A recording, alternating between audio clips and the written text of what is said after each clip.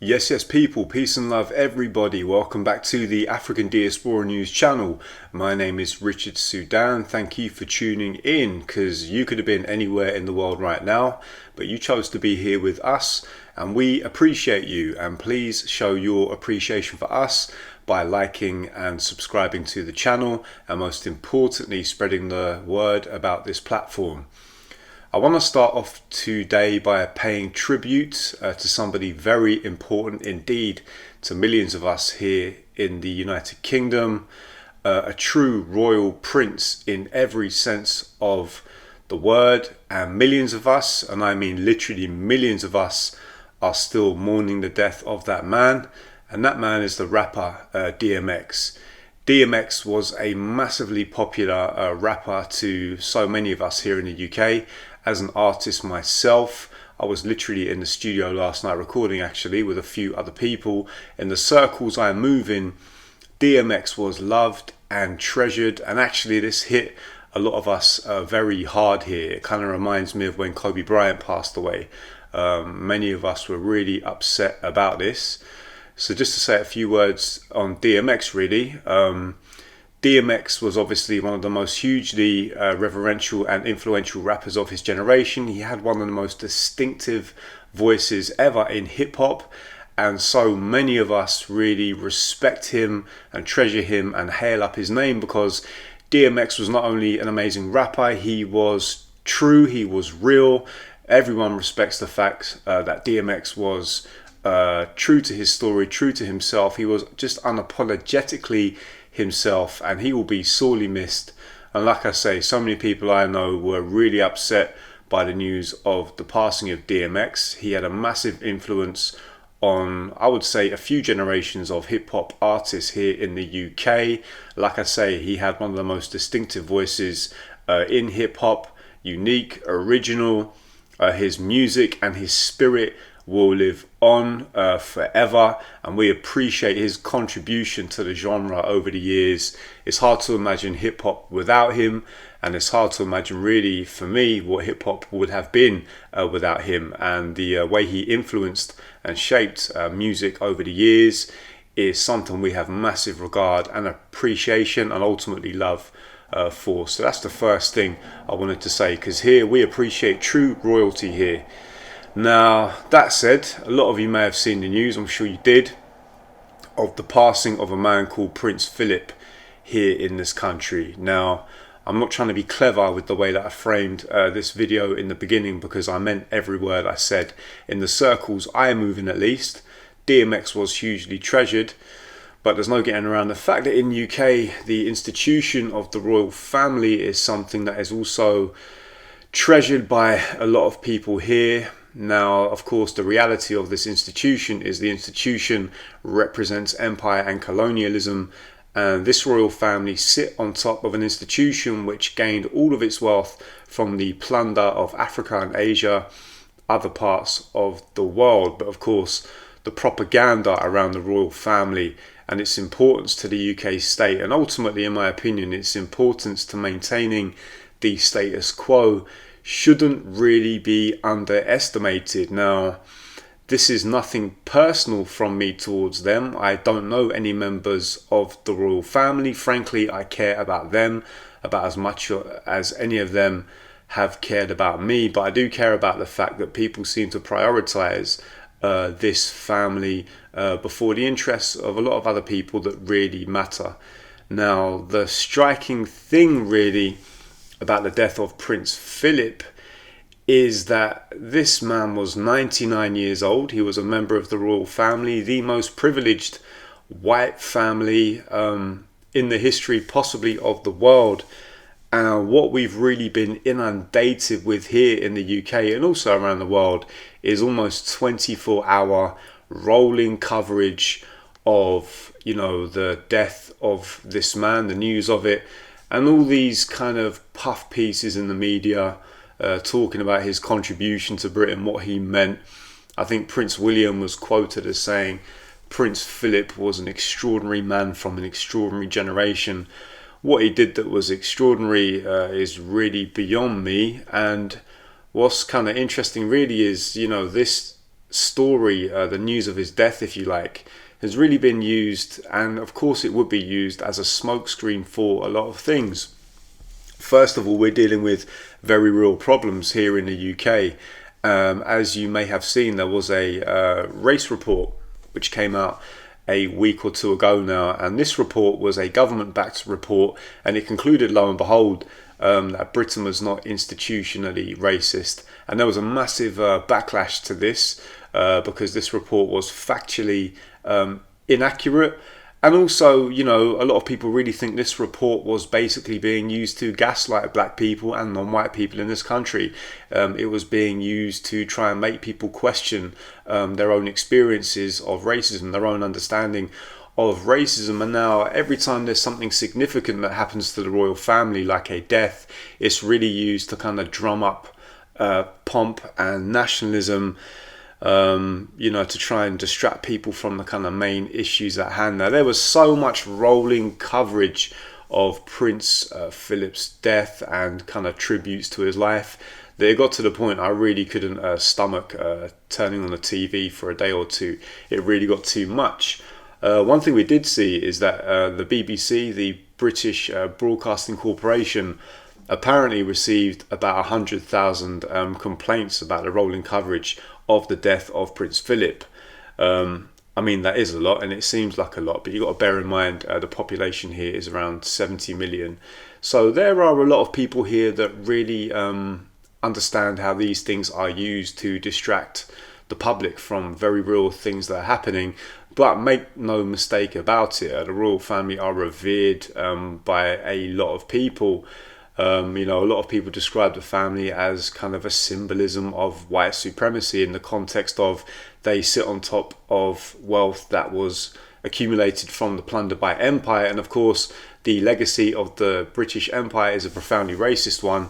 It was a kind of racist ideology that was used to underpin the justification for the colonization of countries around the world. And so, you know, a lot of people are aware of this, but I just want to actually make a point about kind of the royal family and also certain figures which are revered too. Now, we just talked about the royal family, but another figure who is revered, and I mean revered in this country, is of course Winston Churchill, the former Prime Minister of the United Kingdom. Now, I'm not trying to be funny when I say this, and I mean this respectfully. A lot of people say white supremacy is a religion, and I think there's an argument for that here, and let me expand on that. It's my firm belief that you could take the Lord's name in vain. You could take Jesus's name, Jesus, peace be upon him. You could take his name in vain on a Sunday, and people here really wouldn't bat too much of an eyelid. But if you question Winston Churchill and criticize him any day of the week, you will be told to leave the country if you don't like it. You will be kind of insulted. You will make a lot of people angry. This man is or was voted as the greatest Briton of all time. And so these things are kind of linked. The way a figure like Winston Churchill, who, by the way, it's a matter of fact, Winston Churchill is on the record as making definite white supremacist comments during his lifetime.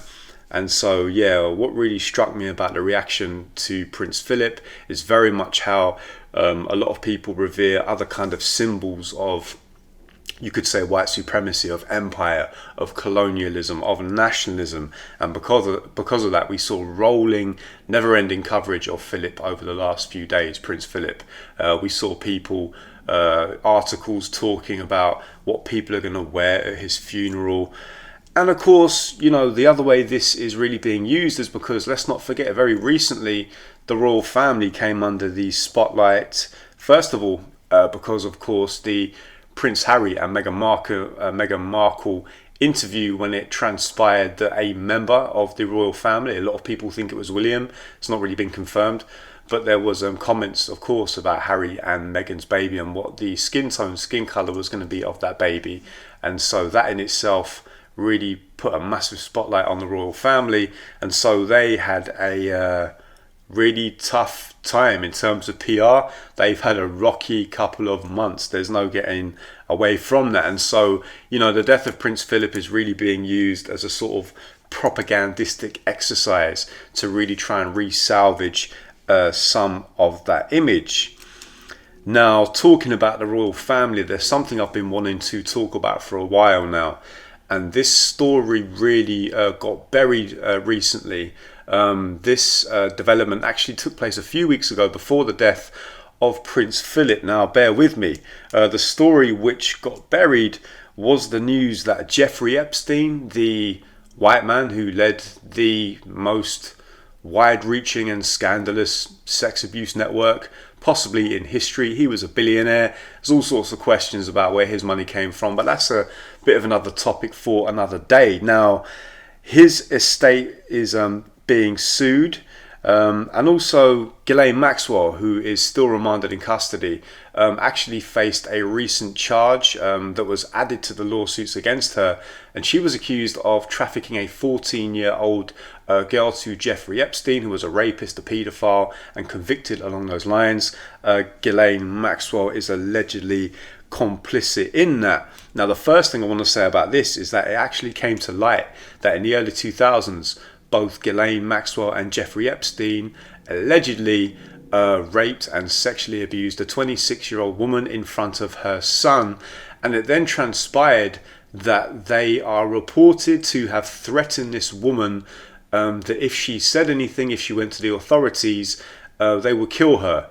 And what it is apparently was said is that Ghislaine Maxwell and Jeffrey Epstein drove this woman to a nearby lake and basically threatened to throw her to the alligators if she was ever to become public with the allegations, if she ever went public about the abuse she suffered at the hands of these two vile people.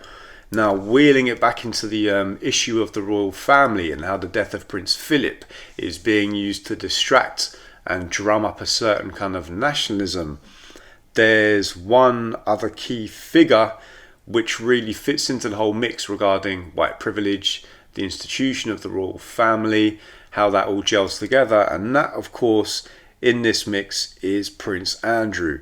Now, Prince Andrew, of course, is alleged to have been linked, to have partaken, to have been friends with Jeffrey Epstein, and many people think and believe he was involved or complicit in that scandal, or at least close in the proximity of that abuse ring. People think the rabbit hole runs very deep. Now, of course, Prince Andrew, as you know, all the royal family are above the law, beyond the law. The law doesn't extend to them. So Prince Andrew, of course, has never faced any serious questioning, much less volunteered himself to be questioned by the FBI in the United States. And we all know that simply isn't going to happen. Now, of course, one of the accusations about Prince Andrew was, of course, that he slept with teenager Virginia Giuffre, I think back in the early 2000s, 2001, something like that. And Virginia Giuffre, she says she was forced to have sex with Prince Andrew on more than one occasion. And of course, there's the famous picture of Ghislaine Maxwell, Virginia Giuffre, and Prince Andrew, the famous picture, which of course Prince Andrew denies ever remember having been taken. And of course, Prince Andrew also famously, in what was described as a car crash interview with the BBC, gave the most ridiculous excuse when he was asked about the evening he was alleged to have spent time with Virginia Giuffre in. I just want to remind viewers about the ridiculous excuse, as most people saw it, that Prince Andrew gave and his alibi. Take a look at this clip from the interview, which took place some time ago now. Do you remember dancing at Tramp? No, that couldn't have happened because the date that is being suggested, I was at home with the children. You know that you were at home with the children. Was it a memorable night? On that particular day that we now understand is the date, which is the 10th of March, I was at home. I was with the children. I'd taken Beatrice to a Pizza Express in Woking for a party at I suppose sort of 4 or 5 in the afternoon. Why would you remember that so specifically? Why would you remember a Pizza Express birthday and being at home? Because going to Pizza Express in Woking is an unusual thing for me to do. So as you can see, this interview was called a car crash interview for a reason. Prince Andrew gave the most weird kind of alibi, which people really don't believe. And of course, you know, the questions around Prince Andrew and his behaviour, his conduct, his alleged potentiality of being linked to Epstein's abuse ring, all this really got buried with the hit pieces on Meghan Markle.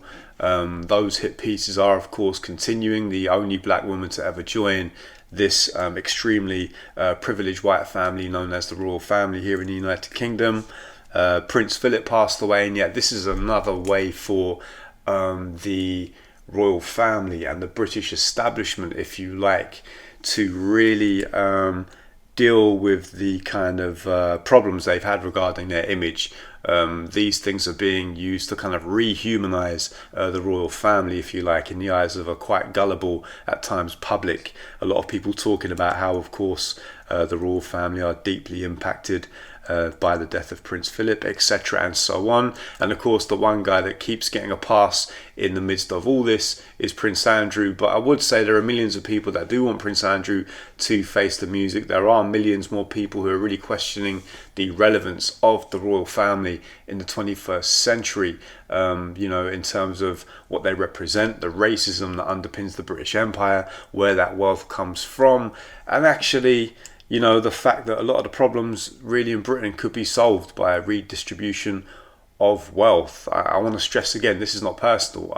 You know, I don't know these people individually. I'm talking about the royal family as an institution and the function that that institution serves in kind of maintaining a particular image of Britain, and I suppose almost offering a kind of justification for its empire, both in historical terms and also in the present. So yeah, I began this video by talking about someone who definitely is regarded as very real royalty to so many people here in the United Kingdom, the rapper DMX. His death hit us particularly hard. Here we were really hoping he was going to pull through. He was and is and will remain an inspiration to so many people around the world as an artist, having such a distinct presence as he did, but also being very honest about his own story, very honest about the trials and tribulations that he faced. You know, DMX opened up a whole conversation. He made it acceptable for people to talk about some of the trials and tribulations that they might have faced in their life, and maybe that some people can relate to DMX in that context. He was a prince, in my opinion, in every true sense of the word. He will be missed. People appreciate his contribution to the world. His mark on the world, his legacy is concrete. So yeah, DMX is what real royalty looks like. DMX is what a real royal prince looks like. He will be massively missed, but in many ways his kind of spirit, his legacy, his impact will most definitely live on forever, because the kind of art that he made really is timeless. So yeah, I began this video talking about DMX, and we wrapped it up talking about the so-called institution of the royal family here in the United Kingdom, and how things are really being used to distract from the very real pressing issues we need to be talking about. So yeah, let us know what you think about these subjects in the comments. Once again, I want to thank you for tuning in and being with us here at the African Diaspora News channel. Please like and subscribe, support the platform, spread the word, support independent black media. I want to thank you once more for tuning in. We appreciate you. My name is Richard Sudan, and we will see you next time.